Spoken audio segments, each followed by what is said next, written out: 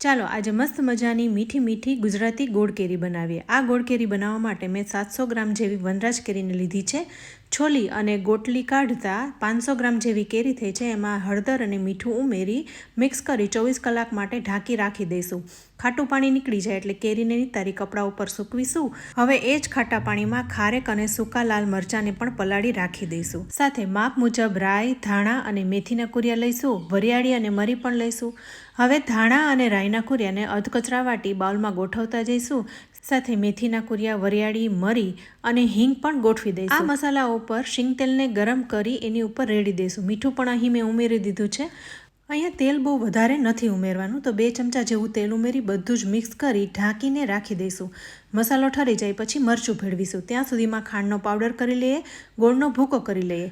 હવે મસાલામાં લાલ મરચું મિક્સ કરી લઈએ। ત્યારબાદ કેરી પણ સુકાઈ ગઈ છે તો એને એક તપેલીમાં લઈ લઈશું। એની ઉપર તૈયાર કરેલો મસાલો, ખાંડ અને ગોળ ઉમેરીશું। આ બધું જ મિક્સ કરીને રાખી દઈશું જેથી ગોળ ઓગળવા લાગે। હવે ખારેક અને મરચાંને પાણીમાંથી કાઢી સૂકવી લઈએ અને એના કટકા કરીને ગોળ કેરીમાં ઉમેરી દઈએ। આ બધું મિક્સ કરીને 2 દિવસ આમ જ રાખીશું એટલે બધો જ ગોળ ઓગળી જાય। આખું વરસ સારી રહે એ માટે થોડું તેલ પણ ઉમેરી દઈએ જેથી ગોળ કેરી બગડે નહીં। તો તૈયાર છે મીઠી મીઠી ગોળ કેરી।